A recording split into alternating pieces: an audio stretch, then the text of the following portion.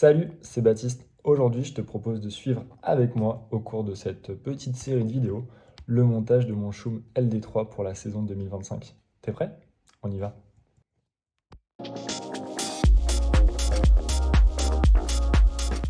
On se retrouve pour le sac C. On va commencer par le sac 19. Dans ce sac 19, on va avoir les roulements ainsi que les hexagones pour le train avant. On va venir prendre le train avant, mettre un roulement. Il y a deux types de roulements.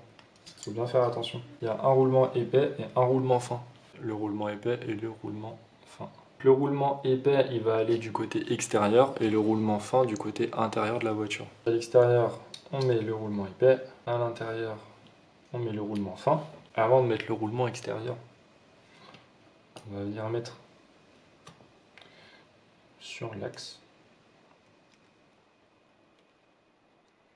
Voilà, comme ceci.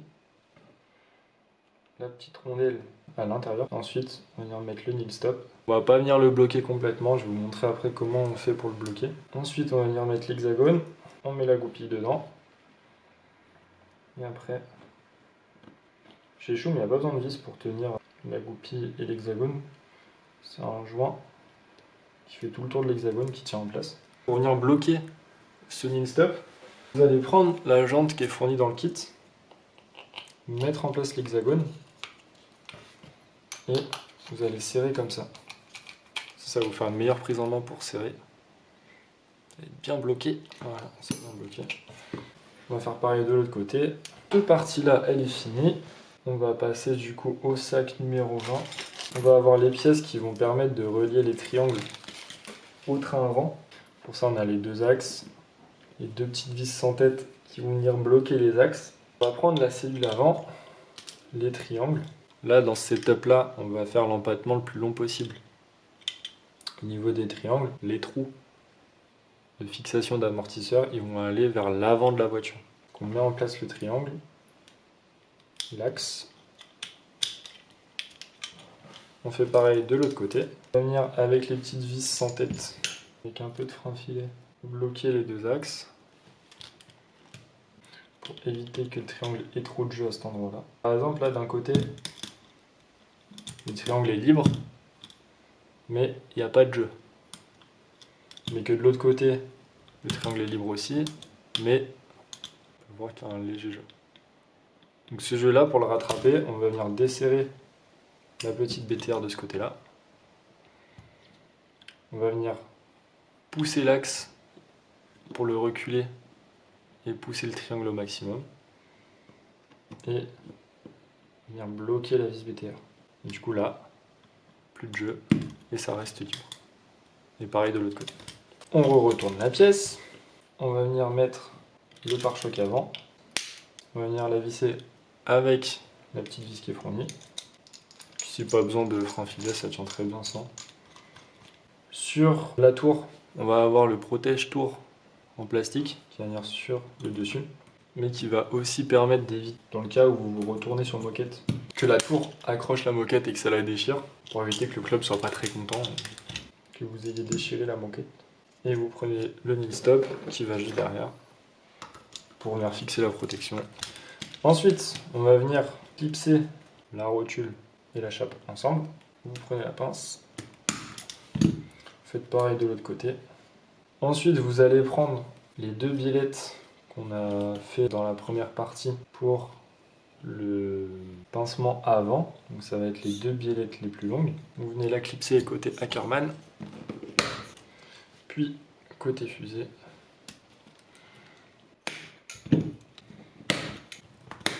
Dans le kit S2, vous allez avoir une clé qui va vous permettre de régler, donc les pas inversés des biellettes. Et vous allez pouvoir du coup à peu près régler à l'œil. Là du coup on voit bien qu'il y a un petit souci de carrossage et d'ouverture, ce qui est normal vu que tout à l'heure on n'a pas réglé les biellettes correctement. Donc là on va venir un peu dégrossir les réglages. De toute façon on finira les réglages quand on aura mis les roues et tout l'électronique en place sur la voiture. Et là niveau pincement ouverture, on a de l'ouverture donc on va remettre du pincement. On a un truc pas trop mal, on finira ça tout à l'heure. Maintenant, on va prendre les amortisseurs, on va les mettre en place. Moi, j'aime bien mettre la vis de purge côté intérieur de la voiture, dans ce sens-là. Donc la vis ici et pas là. Après c'est comme vous voulez, il n'y a pas de bonne ou de mauvaise position. Vous venez clipser le bouchon sur la tour. Et les deux vis restantes, elles vont permettre de fixer l'amortisseur sur le triangle. Donc d'origine, c'est le trou extérieur, c'est le trou qui est le plus souvent utilisé. Ça permet de ne pas avoir un train avant trop violent non plus. Sur les triangles médium, donc ceux avec le point jaune, je vous conseille de les visser à la main et pas à la visseuse parce que c'est un plastique qui a tendance avec le temps à s'user. Donc si vous serrez trop fort à la visseuse, vous risquez de foirer le plastique et donc que la vis ne soit pas serrée correctement. On va désormais pouvoir passer au sac 21. Dans le sac, on va retrouver les bavettes latérales, l'insert qui va servir à rallonger le châssis de 5 mm et son équivalence si jamais on ne désire pas l'avancer. Et enfin, les vis nécessaires. Du coup, pour cette étape-là, on va devoir sortir la plaque châssis. C'est beau, c'est plat, c'est efficace. Rien de superflu, c'est parfait. Donc, on va avoir besoin de 10 vis M3 de 10 mm de longueur, donc ça va être toutes celles-ci. Moi là en l'occurrence, je vais régler le châssis sans la cale de 5 mm, je préfère. Ça fait un châssis un peu plus précis. 5 mm ça va apporter je trouve pas mal de facilité sur l'Astro, quand notamment il sera pas mal bumpy on va dire. C'est pour ça sur moquette je pars avec la cale neutre sans avancer le châssis. Donc on va déjà d'abord commencer par les bavettes latérales. Donc on a 3 vis de 10 mm par côté, une devant, une derrière, et la dernière de 10 mm, elle va aller au niveau des 3 vis, juste ici à l'extérieur. Sur ce trou-là, on va venir mettre la vis la plus longue qui est fournie, donc celle de 20 mm. Pourquoi une vis longue ici? Parce que c'est celle qui va nous permettre après de servir pour le support d'accu. On va venir se greffer là-dessus. On va la visser et verrouiller. On fait pareil de l'autre côté. Il faut faire gaffe quand on visse dans le plastique comme ça, c'est bouillant. Je viens de me brûler, ça fait mal. Voilà, les 4 vis, les 4 dernières vis, elles vont servir pour fixer la cellule avant sur le devant du châssis, au niveau des 4 vis là et là. On va venir mettre la petite cale, une vis histoire de dire de maintenir la cale. Alors pour visser la cellule sur la plaque, on va plaquer le devant du train avant, ici, contre le châssis. Et on va se mettre sur les trous qui tombent juste en face à cet endroit. Donc ce sera les trous qui seront le plus devant. Du coup ceux-là, ces deux-là, et pareil de l'autre côté, celui-là et celui-là. Et quand on va mettre la cale de 5 mm, ce sera plus les mêmes trous sur lesquels on va visser, mais ce sera les trous les plus reculés de chaque côté. On met tout en place et on commence à visser un petit peu.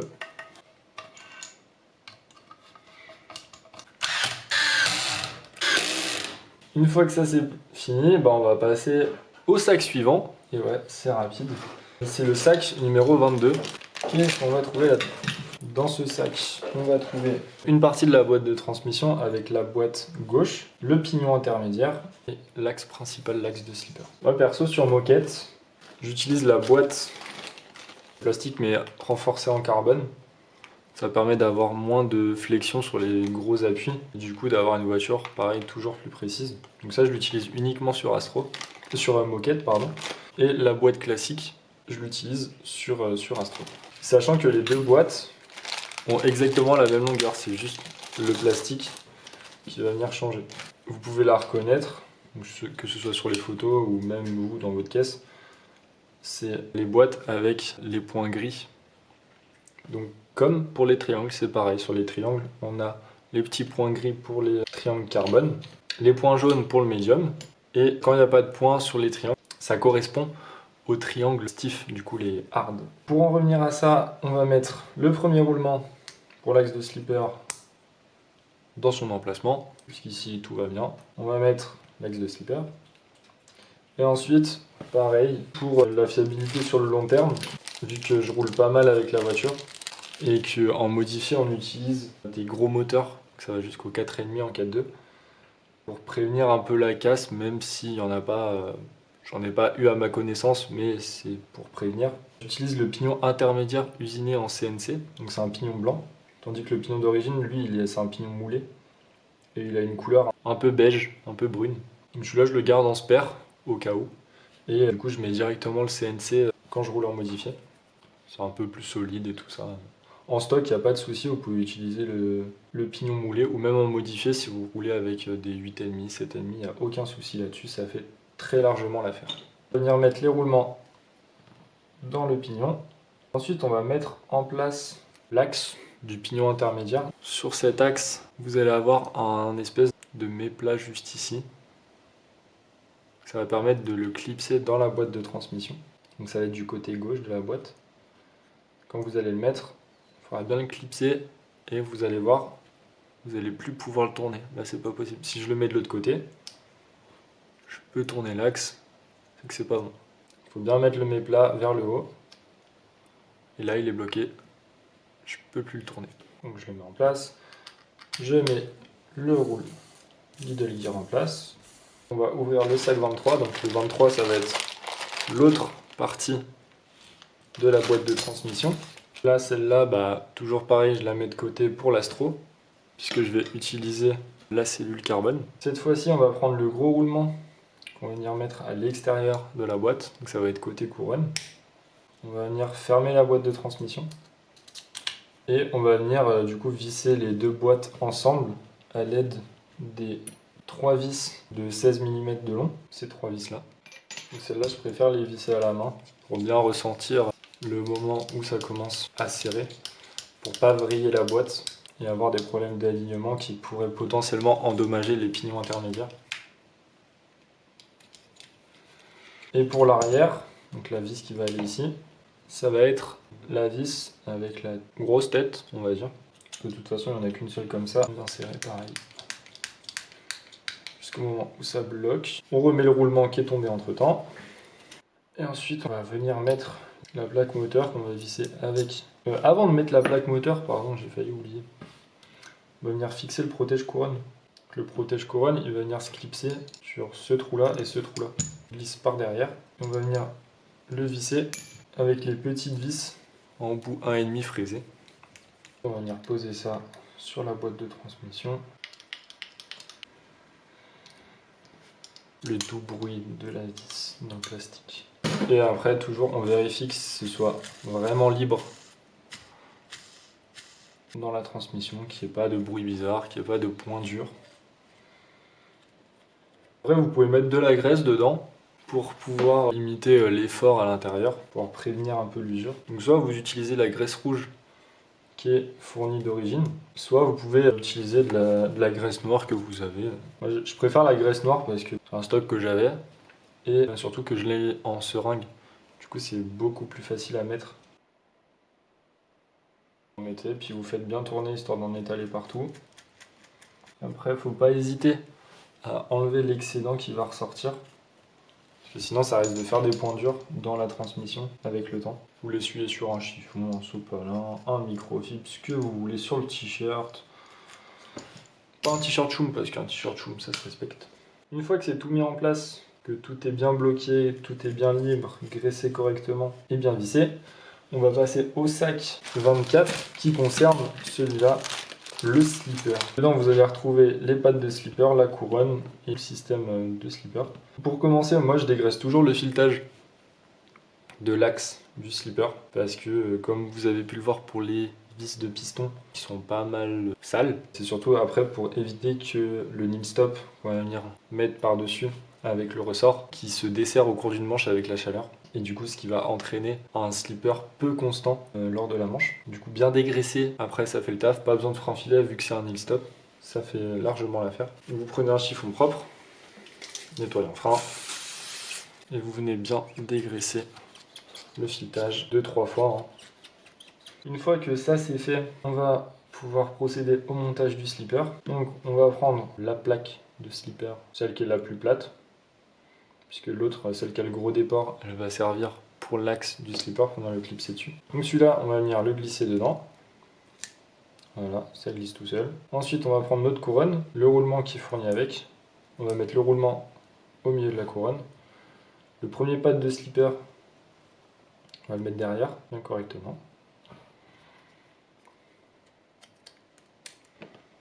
Voilà. Donc c'est possible que le roulement tombe, vous le remettez après. Hein. Que vous le mettiez avant ou après, ça change rien. Le deuxième pad de slipper.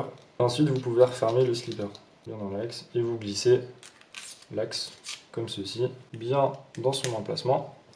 Et ensuite, les rondelles et tout ça pour mettre le ressort et le mini stop. Perso, moi j'utilise en modifié l'option du slipper avec 3 pattes de slipper. Pourquoi? Eh bien parce que ça va me permettre d'avoir un slipper beaucoup plus constant pendant la manche, vu qu'il a tendance à pas mal chauffer avec les moteurs qu'on utilise aujourd'hui. Ça permet d'avoir un slipper plus constant et une motricité linéaire tout le long de la manche. Pour ça, il y a l'option qui existe, où dedans est fourni le 3e patte de slipper, avec la petite cale qui va venir s'interposer entre les 2 pattes de slipper extérieurs. On a mis le premier pad de tout à l'heure. Ensuite, on a la rondelle. On vient aligner correctement. Voilà, on la plaque bien. On met le 2e slipper extérieur, donc le 3e du slipper. On clipse bien. On met l'axe. La 2e plaque de slipper par-dessus. On met l'axe bien en face. Et ensuite, on va pouvoir mettre... Ces 2 rondelles, c'est les mêmes. Le côté plat, il va aller du côté de la boîte de transmission, afin que le côté épaulé puisse bien se clipser dans le ressort. Pas que celui-ci puisse, quand vous allez serrer, se mettre de travers ou encore bouger pendant la manche. Pour avoir un réglage un peu plus fin du slipper, moi je mets une rondelle de 2 mm juste ici, afin de décaler l'ensemble du ressort et des bagues de 2 mm sur l'extérieur. La rondelle de 2 mm, elle va permettre d'avoir une plus grande plage de réglage du slipper. Sans la rondelle, en fait, on a tendance à vite être à la fin du filetage, et du coup, ça limite un peu les réglages. On le met en place. On met le stop. On va venir le serrer jusqu'au contact, plus un quart de tour. Après, on réglera le slipper lorsque l'électronique et le moteur sera en place avec les roues et que tout sera prêt. On va désormais passer au sac 25. Celui-là, il va servir pour la cale C, donc la cale qui va permettre de régler le pincement de la voiture. Ça va venir juste ici au niveau de la voiture. Dedans, on a la cale C, une cale pour pouvoir régler le centre de rouler, le monter ou le descendre, et les vis associées. On va venir tout d'abord mettre la cale. Ici, on va avoir 2 types de vis qu'on va utiliser. On a les vis de 8 mm qu'on va venir mettre sur les 2 trous extérieurs, et les 2 vis de 10 mm on va venir mettre sur les trous à l'intérieur du châssis. Donc pareil, vu qu'ici on va visser dans la cale C qui en a lieu, on ne perd pas l'habitude, frein filet, toujours c'est le meilleur ami du modéliste. On a notre petit plastique avec le frein filet. On met sur le trou intérieur, parce que là j'ai pris des longues vis. Je vais prendre la visseuse parce que j'ai la flemme. Ça c'est en place. Maintenant on va pouvoir procéder au montage de la boîte de transmission. On la met en place. Là on va avoir 2 longues vis, 2 moyennes et 2 petites. Les petites elles vont aller derrière, elles vont aller ici. Ensuite on a les vis de 10 qui vont aller au milieu, et les plus longues, celles de 12 qui vont aller juste devant la cale C. Donc là c'est pareil, il faut vraiment être au minimum de puissance sur la visseuse si vous en utilisez une. Il vaut mieux terminer après à la main, ça évitera de foirer le plastique. Toutes les vis ont été fixées. On va pouvoir passer à l'étape suivante. Avec le sac 26, on va retrouver les inserts pour régler la hauteur du diff. Les rondelles, elles vont servir pour caler le diff de manière latérale. Et ici, on va avoir les inserts pour régler la hauteur du diff plus ou moins haut selon les conditions de piste. On va aussi retrouver le support de billette arrière. Donc pareil, là ici, je vais utiliser le support en alu parce que à force de visser et dévisser, au cours du temps, si vous le faites vraiment très souvent, le plastique il a tendance à s'user, comme tout plastique. Tandis que l'aluminium, et ben, en fait, vu que c'est un filetage, vous pouvez visser et dévisser à l'infini sans aucun problème. Là sur moquette, je vais rouler avec le diff tout en haut. Donc vous avez les inserts middle, on va dire, qui permettent de régler le diff au milieu de sa boîte. Et les inserts qui permettent de régler tout en haut ou tout en bas le diff, ça va être ceux avec 5 trous. Vous en avez 2 comme ça. Si vous mettez les trous en bas de la voiture, vous aurez le diff en haut, ce qui est recommandé sur les pistes avec beaucoup de grip, comme par exemple la moquette ou l'Astro. Par contre, si vous mettez les trous en haut, vous allez avoir le diff qui sera en bas, et du coup ce sera plus adapté par exemple soit sur de la terre, ou alors sur un astro humide, comme vous pouvez avoir le dimanche matin en qualification. Vous allez placer les roulements dans les inserts. Donc moi comme j'ai dit, je vais placer le diff tout en haut parce que je vais rouler sur moquette. Donc les inserts middle, je vais les garder de côté pour les futurs setups. Je vais prendre mon diff que j'ai fait tout à l'heure, donc le 50 000 de pignon, et je vais mettre 2 rondelles de chaque côté, les inserts sur les côtés. Donc du coup, si vous avez suivi le diff, vu que je veux le mettre en haut, dans quelle direction je dois mettre ces points? Et ouais, c'était vers le bas. Le diff est mis en place. Je vais pouvoir ensuite mettre le support de biellette en alu. Donc pour le support de biellette en alu, il a un sens. Vous allez avoir d'un côté où toute la pièce sera plate, ici, avec seulement un épaulement du côté des vis des rotules. Mais aussi de l'autre côté, ça va être plat, partout, sauf ici où vous allez avoir un ébavurage. Cet ébavurage, il sert à mettre la vis dedans. Du coup, ça va aller dans ce sens-là. Le côté plat avec l'ébavurage vers le haut.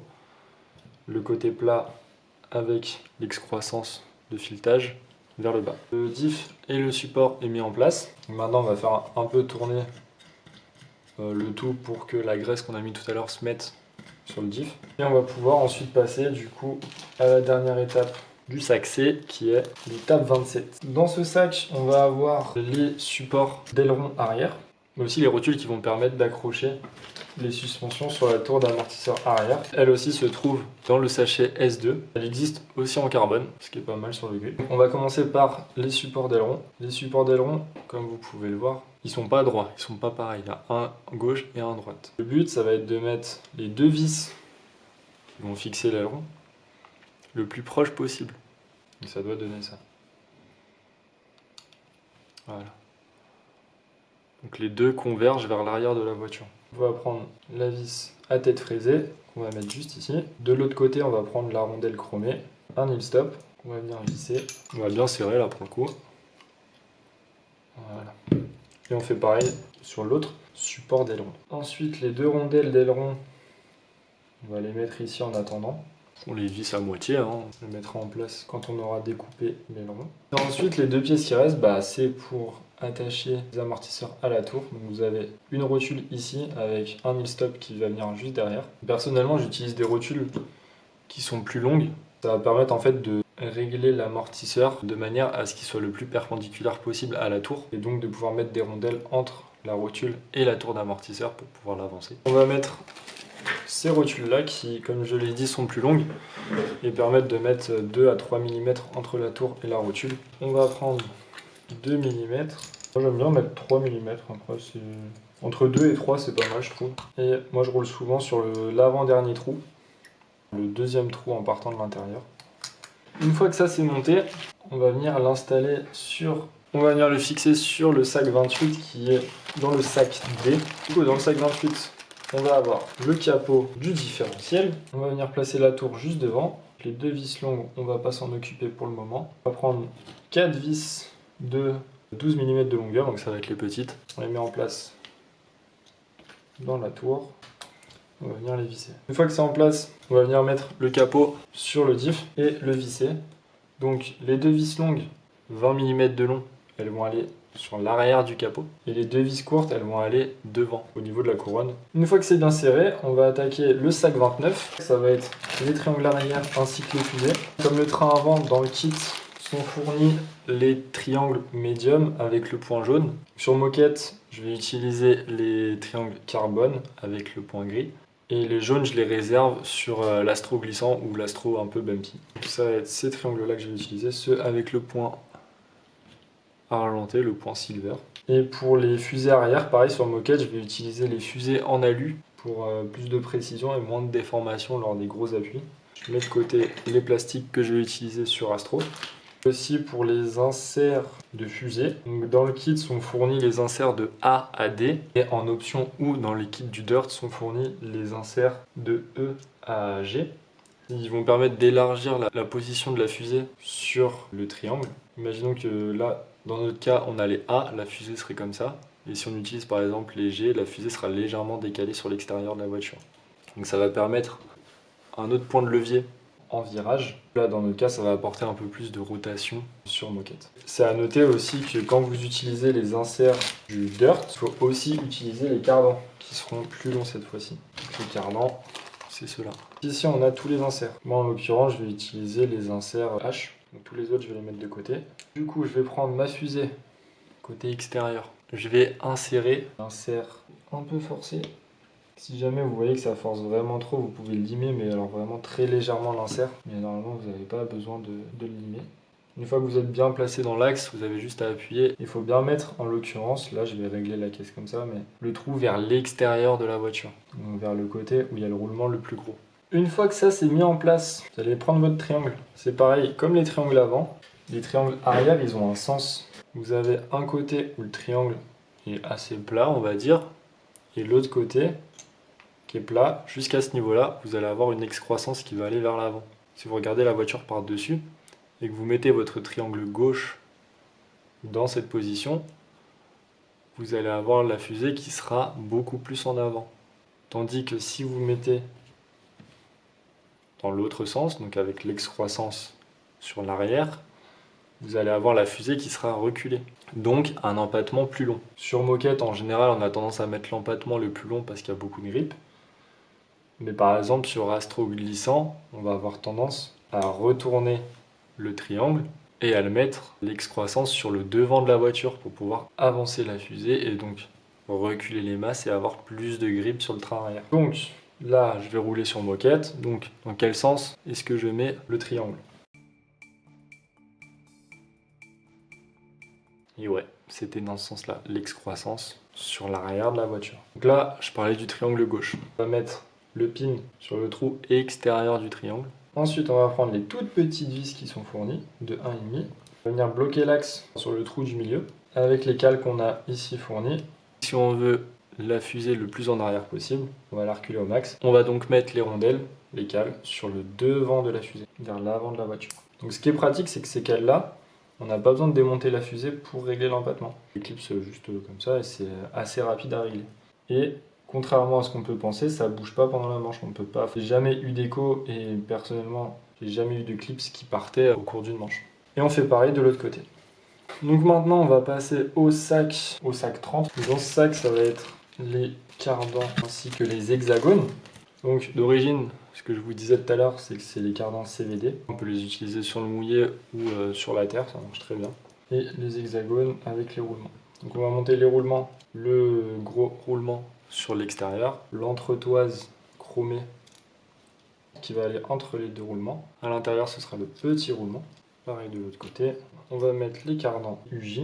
Et là, c'est pareil, vu qu'on a décalé l'ensemble de la fusée sur l'extérieur de la voiture, pour compenser ça, au niveau de la largeur de la voiture, et pouvoir être réglementaire dans la boîte lors des courses, va falloir mettre des hexagones plus fins. D'origine, c'est des 1,5. Et moi, je vous conseille de mettre les 0,75 quand vous êtes en configuration carpet avec les triangles du dirt.